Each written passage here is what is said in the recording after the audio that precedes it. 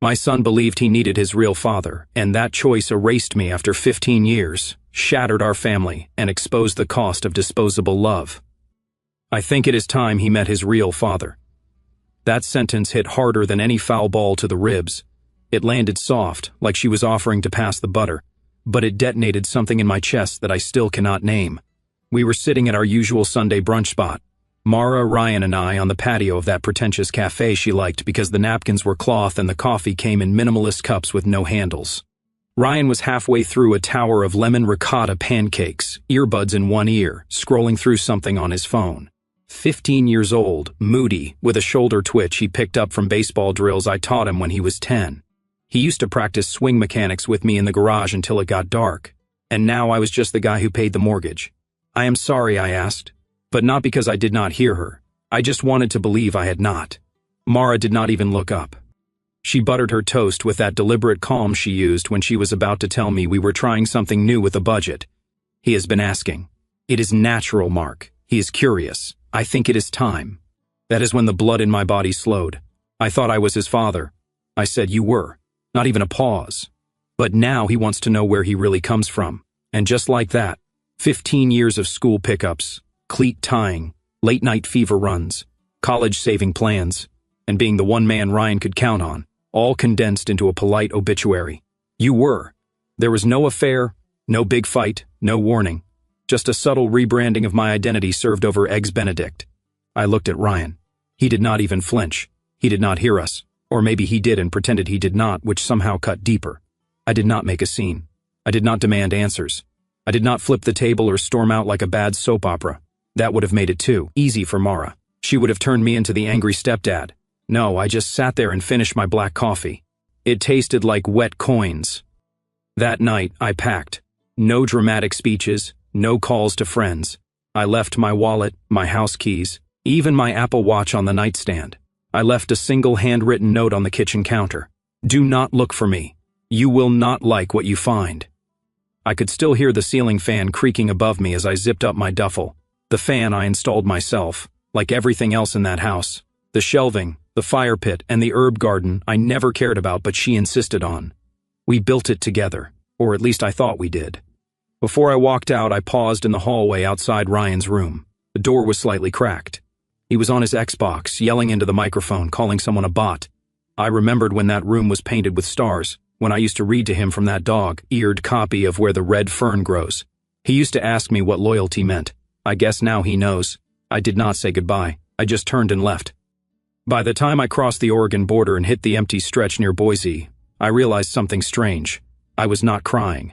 I was not yelling or muttering to myself like in the movies. I was just hollow, clean, like a whiteboard wiped down with one of those squeaky felt erasers. They thought I would linger. They thought I would fight, to stay in their lies like a dog scratching at a locked door. But they had forgotten something. I taught that boy how to hold his ground on the pitcher's mound. I taught him to shut out noise. And now I was doing exactly that. I drove in silence. 14 hours of interstate, winding roads, switchbacks, and memories clawing at the back of my skull like rats in a burlap sack. The cabin sat in northern Colorado near a town so small the gas station doubled as the post office. I had inherited it from my Uncle Walt after his heart gave out on a deer trail. I had only been here once before, 15 years ago, when Ryan was a toddler. Mara hated the smell of firewood and the lack of Wi-Fi. She said it gave her migraines. Perfect. When I pulled up the gravel path, the place looked like it had not exhaled since Walt died. Shutters hanging loose like drunk arms. Chimney half collapsed. Snow crusted along the eaves like it had made a home there. I parked the truck, killed the engine, and just sat listening. For what? I do not know. Maybe for the last part of myself snapping off. The front door did not creak. It groaned like it knew I was not leaving this time. I did not unpack right away. I walked around first, fingers brushing the scarred bark of the trees, boots sinking into the crunchy frostbitten grass. The air smelled like pine rot and mercy. The next morning I started working, not because I had to, but because I needed to. Splitting logs by hand became my therapy. The rhythmic thunk of the axe biting through it cleared something in my chest. I rebuilt the generator from Walt's old schematics in the tool shed. The roof leaked, so I patched it. The floorboards creaked, so I nailed them down. Every fix was a sentence I never got to say. I burned the note Mara left in her letter tray from 2 Christmases ago. Let us make this year about gratitude. I found it wedged behind the bread box when I cleaned out my bag of old receipts. The irony made me laugh, sharp and bitter. There was no phone signal unless you stood barefoot on the metal roof during a thunderstorm. I tried it once, just once, nothing, and good. Let them wonder. Let them pace around that silent house I paid for, checking the driveway, expecting my truck to come back. Let them think. I kept a journal. Not to write about them, but to remember how to talk to myself. I made a list. Things I taught Ryan. It filled 2 pages. How to bunt. How to check tire pressure. How to shake a man's hand like you mean it. How to apologize without excuses. How to leave quietly. Most nights I sat by the fire with a tin of beans and a bottle of wild turkey walt left behind. I would sip, stare at the flames, and feel the numbness settle deeper. Not the bad kind, but the kind that finally let your jaw unclench. I found one of Ryan's old drawings in my wallet. He was 6. It was stick figures. Me, him, and a weirdly triangular dog. Underneath he had written my hero. I stared at that drawing for an hour, then folded it in half and slid it under a floorboard beneath the bed. Not because I wanted to forget, but because I never wanted to find it by accident. People think revenge is loud, rage-filled, explosive. Mine was quiet. It looked like a man fixing a roof alone in the Rockies while the world forgot what he meant. And that is what made it so sharp. I was not hiding. I was erasing myself intentionally. And every log I split, every screw I drove into the siding, every breath I took in that bitter air whispered the same thing. You had me. You lost me. You will never find me again. The first time he called, Ryan was beaming. Not in that goofy kid way either. No, this was teenage bravado trying to mask something raw underneath. Hope, probably. Her desperation dressed up as finally. He said he wants to see me, Ryan told Mara as he scraped leftover Alfredo into the sink. Wants to come out next weekend. Mara smiled too quickly. That is great, sweetie. Really great. She went upstairs that night and cried in the bathroom with the water running like Ryan would not hear. Plans were made. Steak night, his favorite root beer.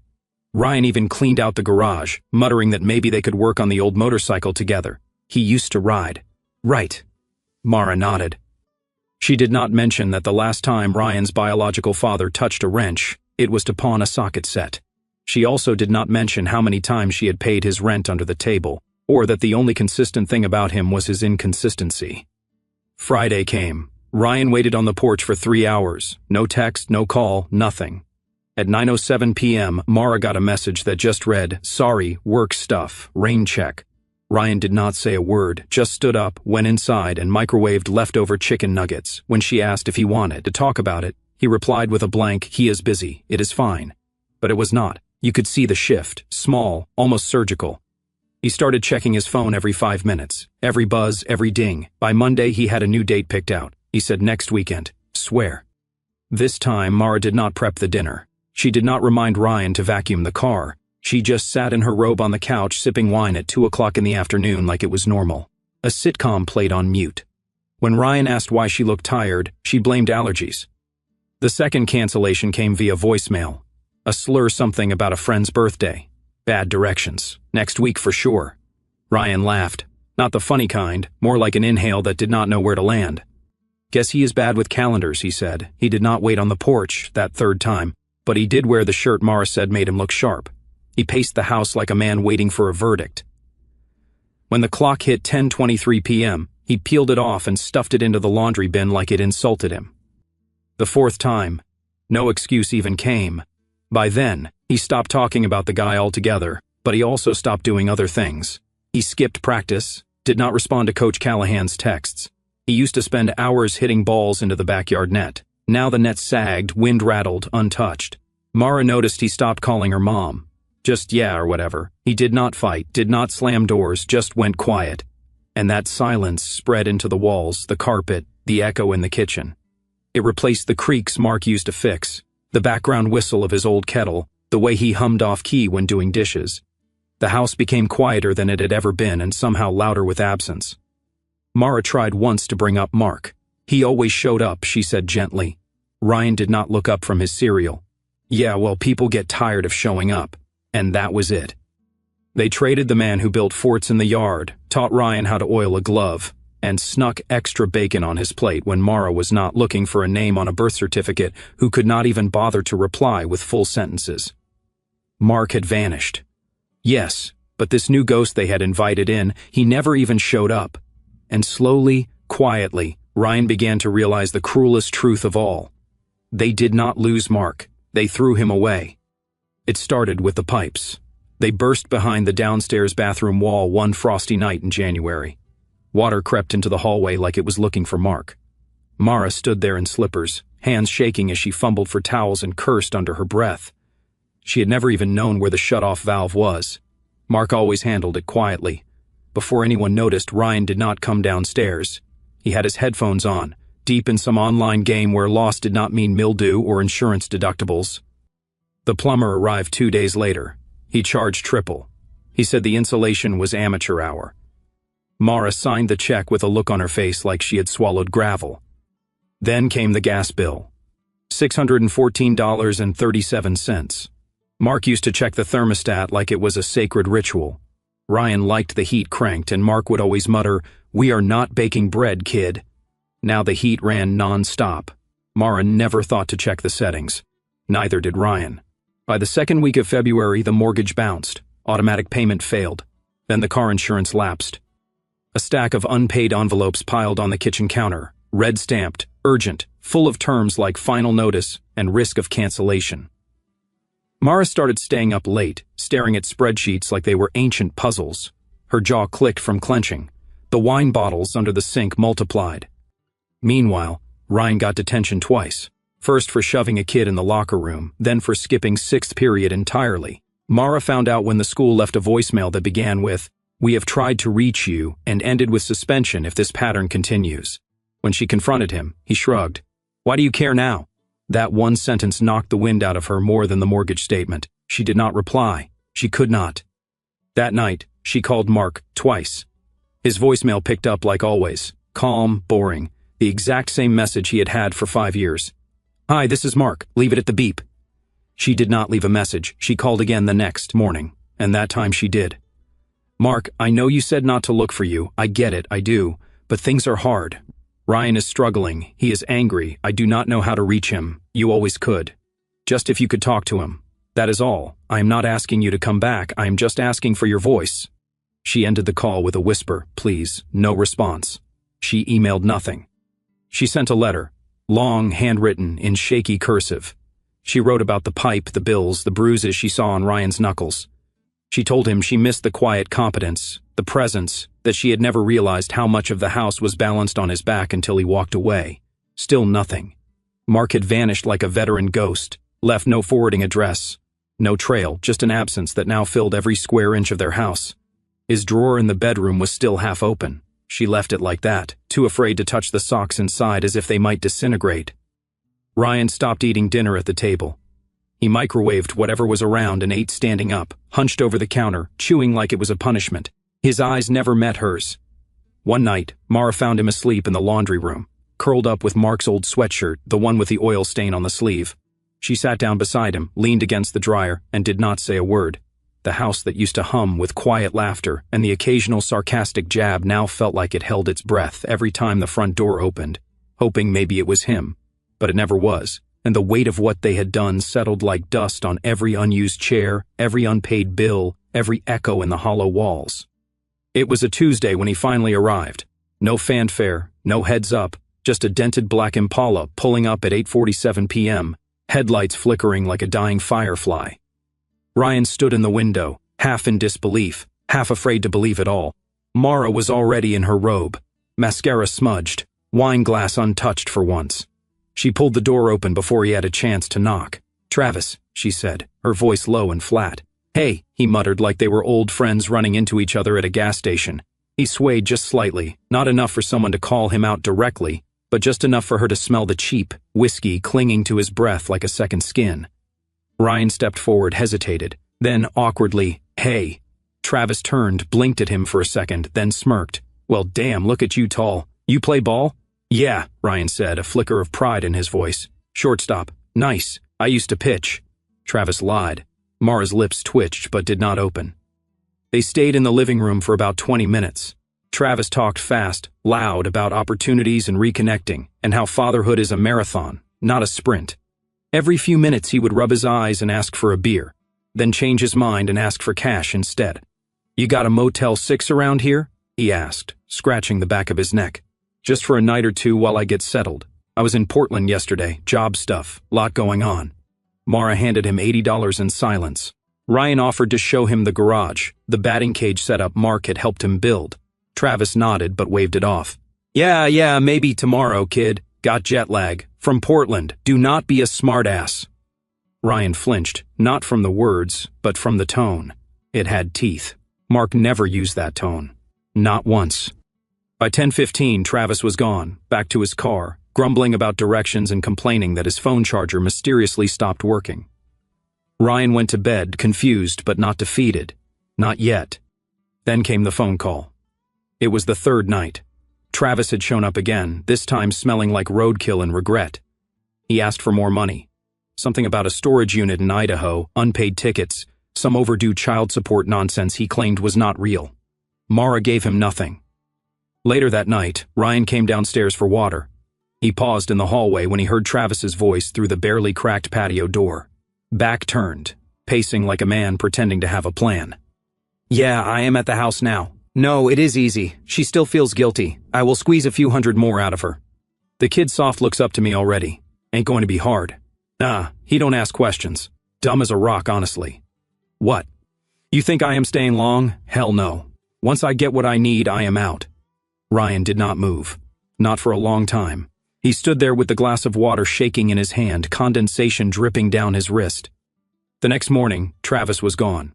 Left behind a cigarette butt on the porch, a half-eaten box of pizza on the counter, and a smell in the air like moldy sweat and secondhand lies. Ryan did not ask where he went. Mara did not offer. She just looked at him across the breakfast table and saw it in his eyes. Something had cracked. I guess he had stuff to do, Ryan muttered, staring into his cereal. Mara did not correct him, but that night she found the batting cage dismantled, poles unscrewed, net folded like it had never been used. The only thing left was Mark's old glove still hanging on the peg by the garage door. Ryan did not touch it. He walked past it like it did not exist. Only now it did. It loomed because now he knew he had not swapped one dad for another. He had traded a lighthouse for a matchstick, and it had already burned out. It started small, like most things that end up cutting deep. Mrs. Eldridge, the 80-year-old neighbor with binoculars practically fused to her face, asked Ryan one morning while he was taking out the trash, "Is Mark all right? Haven't seen him around?" Ryan mumbled something about him traveling, eyes glued to the recycling bin like it could swallow him whole. She nodded, lips pressed tight, then shuffled back inside, curtains twitching behind her as he turned away. The next week at the grocery store, Mara ran into Dennis from 2 blocks down. Mark used to help him with his sprinkler lines every spring. "Hey," Dennis said, his cart squeaking. "Tell Mark thanks again for that lawn cedar tip. Saved me a fortune last season. He is still around." Mara hesitated. "He is taking time for himself." Dennis frowned. "Huh? Did not think he was the me time. He was not. That was the problem." The whispers grew legs.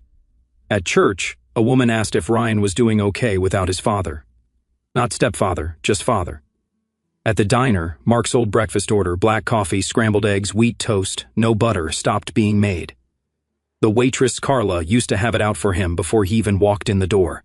"Mrs. Sarcasm," she told another waitress. "Always tip 30%, even when his eggs came out cold." Ryan's baseball coach, Coach Callahan, pulled him aside after practice one evening. What was left of it anyway? Ryan had not shown up in weeks, and when he did, he moved like a shadow, pretending to be a boy. "Look," Callahan said, handing him a scuffball. "I do not know what is going on at home, but I will tell you this. You were locked in when Mark was in those bleachers. Focused, disciplined. That man gave a damn. And you knew it." Ryan looked down at the ball. He did not say anything. "Kid, you have got to ask yourself," Callahan continued, "who is going to be proud of this version of you?" That hit harder than he expected. The next day, Ryan cut 4th period and got caught vaping behind the maintenance shed with a kid named Luke, who once punched a fire alarm just to see if it worked. Ryan had never even held a cigarette before, but now he did not care if people saw the spiral because they were already watching it. His teachers emailed home. Grades plummeting, participation non-existent. His English teacher wrote, Ryan stopped turning in assignments entirely. He looks distant. And distant was the right word. Not angry, not rebellious, just not there. Mara found him in the garage one evening, sitting on a folding chair facing the workbench. He was just staring at it like something was supposed to appear, like Mark might suddenly walk in with a drill and a dad joke and make it all make sense again. "You okay?" she asked. He did not answer, just kept staring. On the wall above the bench hung a single nail, empty. The wooden plaque that once held Mark's old coaching whistle used to be there. Mark took it with him, not out of spite, but because no one else had earned the right to keep it. Later that night, Mara overheard two other parents whispering in the stands during a school fundraiser. They whispered, "Shame what happened. He raised the boy like his own. She let him walk away. And for what? A ghost of a man?"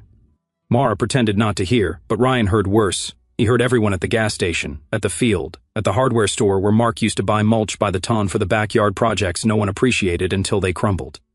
And with every glance, every lowered voice, every "did you hear?" the hole inside him grew colder because guilt was not loud. It was quiet. It settled in your bones, and it stayed. It was almost midnight when the dam finally broke. Ryan came home from school, silent again. Shoes thudded against the wall, backpack slung across the dining room chair. No words, no eye contact, just the sound of a spoon clinking against a cereal bowl he did not want. Mara watched from the kitchen, arms folded, mug untouched. She tried asking about his day 3 times this week. No answers, not even a shrug anymore, just that hollow-eyed silence, until she made the mistake of saying too softly, "You know, if you ever want to talk." "I am talking," Ryan exploded, flipping the bowl across the table. Milk splattered across unpaid bills and a stack of unopened college brochures Mara had been too afraid to show him. "You just do not listen, Ryan. I want him back," he roared, his voice cracking somewhere between rage and heartbreak. "I want Mark back. I do not care what you said or what you thought was best. He was my dad, not that drunk loser you tried to replace him with." Mara's mouth opened, but nothing came out. Her eyes welled up instantly. I did not try to replace him. I thought you wanted. I was a kid. I did not know what the hell I wanted." He was pacing now, hands in his hair, but I knew he would never leave unless someone pushed him. And you did. You let him walk like he did not matter, like he did not build this entire damn family. Mara collapsed into the nearest chair. Her breath came in gasps like her lungs had forgotten how to function. "You think I do not know that? I wake up every morning and expect to hear him humming while the coffee brews. I still check for his stupid slippers next to the bed. I know what I did." Ryan stood frozen, fist shaking at his sides, eyes wide, scared of what had just come out of him and terrified of how much of it was true. Then, almost in unison, they reached for their phones. Mara dialed first. The speaker rang once, twice. "You have reached Mark. Leave a message." She hung up, shaking, hands damp. Ryan grabbed his phone, stared at the contact label "Just Dad," thumb hovering. He called voicemail. He left a message. "Mark, it is me. I want to talk, please." Then another. Then Mara left one. Then another from Ryan. Then 3 more. One was just breathing. One was just sobbing. By 2 o'clock in the morning, they had left 17 voicemails between them. Pleas, apologies, begging confessions neither of them had made even to themselves before tonight. "Mark, I did not mean it," Ryan said in the 6th. "When I asked about him, about my biological dad, it was not because I did not love you. I was confused and dumb, and now I cannot breathe right without you here." Mara's 9th was a whisper through tears. "You were right about everything. The house is falling apart. The kid is falling apart, and I am too. I was just too proud to say it until now." They sat side by side on the floor afterward, backs against the kitchen cabinets, feet numb, faces red. The clock ticked. The silence was deafening. Then the phone buzzed. Both of them jolted upright. A text, but not from Mark. "Spam. Congratulations. You have been pre-approved for a..." Mara dropped the phone. Ryan curled up, forehead on his knees. The voicemail line had become a graveyard for apologies too late because Mark was not ignoring them. He had simply evolved beyond them. And once a man like that moves on, he does not look back. By early spring, the deck was done.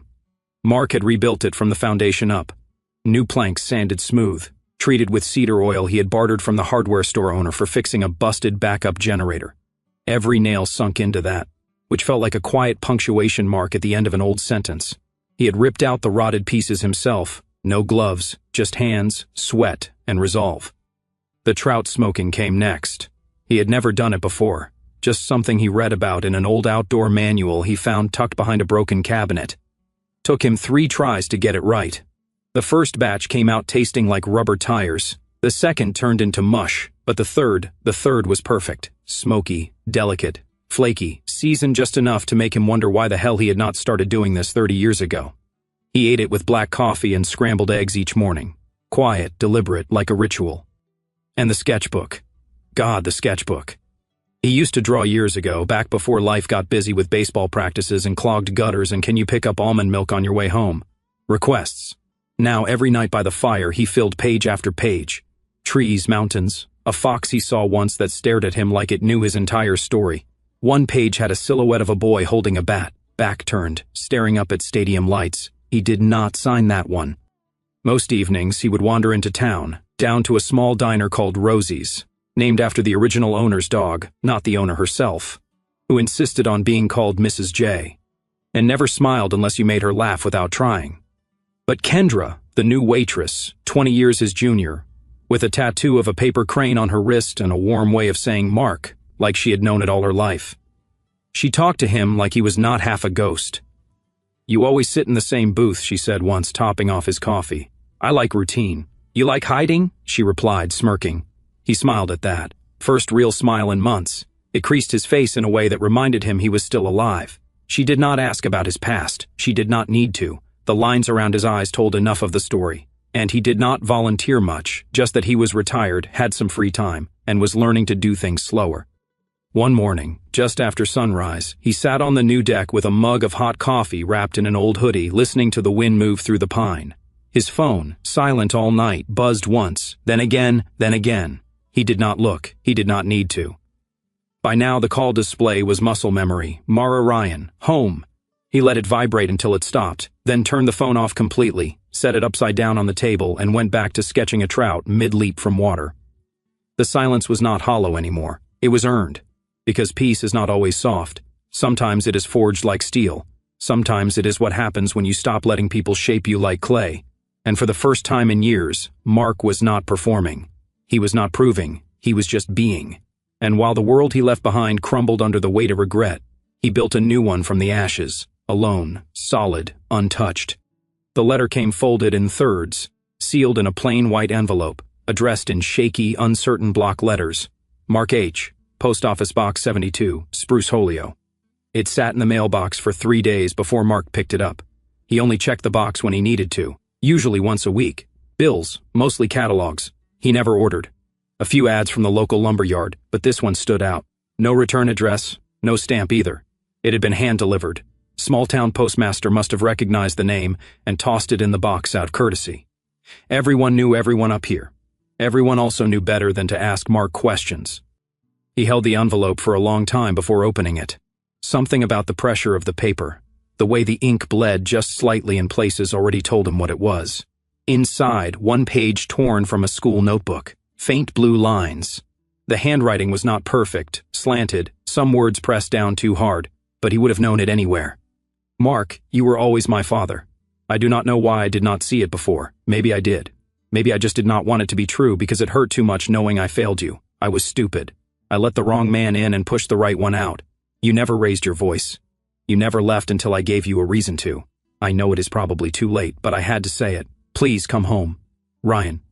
Mark read it once, then again, then slowly, deliberately, a third time. He did not cry, he did not smile, he did not mutter anything about forgiveness or second chances. He just sat in the wooden chair by the fireplace, letter resting in one hand, the other absently stroking the bark smooth armrest he had carved months ago. Outside, the wind was soft, the kind of evening hush that made pine needles hum. He looked toward the window, the same one he always stared through during storms. Snow still clung to the ridge beyond the creek. A deer grazed quietly at the edge of the trees, unaware or maybe uncaring that it was being watched.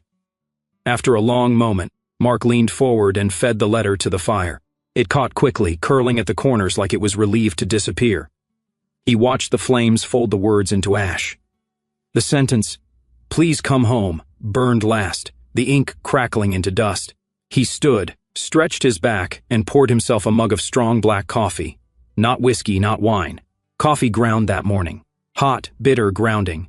Then he stepped outside, sat on the rebuild deck, and watched the stars come out one by one until the sky felt full again. Because some things do not get fixed. Some doors once closed do not creak back open. Some fathers stop chasing the echo of their name. And that night, Ryan's apology did not fall on deaf ears. It fell on a man who had already forgiven but moved on anyway. The last time Mara had been in that grocery store with Mark, he made a scene in the produce section. Nothing dramatic, just that low-level kind of scene only someone who knew him could detect. A quiet debate with the butcher about why no one in Oregon seemed to understand how to properly trim a rack of lamb.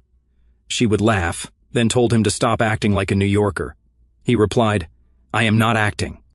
Now, 6 months later, she stood frozen in aisle 4 with Ryan beside her, staring at the man who used to argue about lamb fat like it mattered. Mark, he looked different. Not younger, not older, just clearer. Like whatever weight had once pressed between his shoulders had lifted and evaporated into the cold Colorado air he now called home. He wore a flannel shirt tucked in too neatly, jeans without a crease, boots that actually looked worn for once. His cart had a few practical things: canned beans, almonds, a newspaper, a thermos. No distractions, no junk, no chaos. Mara spotted him first. The breath left her lungs so fast she almost dropped the carton of eggs in her hand. Ryan's eyes buried in his phone. He did not see him until he looked up at her reaction. Then his phone slipped from his grip. Mark saw them. That much was certain. He glanced up. No flicker of surprise. Just a brief pause, like spotting a vaguely familiar painting you no longer liked. He nodded, polite, civil, distant.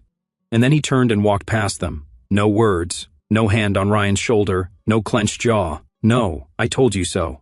Just silence. Ryan's lips parted and something fragile cracked in his chest. Dad. It came out like a ghost of a name. A word wrapped in guilt and time and the kind of love that shows up far too late. Mark did not stop, did not turn, just kept walking. The wheels of his cart squeaked once, then faded into the hum of the fluorescent lights above aisle 5. Bulk grains and quiet exits. Ryan stood there motionless, lips trembling. That one word. Dad, still floating somewhere in the refrigerated air. Mara reached for him, hesitated, then lowered her hand. Nothing she could say would fill that gap. Nothing could glue back what they had shattered. They checked out in silence. Outside in the parking lot, the sun was low. Everything glowed gold, but nothing felt warm. As they loaded their bags into the trunk, Ryan finally spoke. He is never coming back, is he? Mara did not lie. No.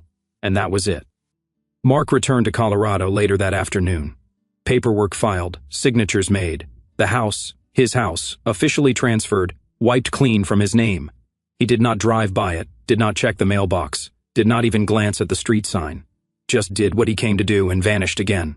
Not out of anger, not out of spite, but because forgetting is its own form of justice. And for Mara and Ryan, there would be no grand confrontation, no final blow-up, no dramatic closure, just a man with steady hands and no more questions.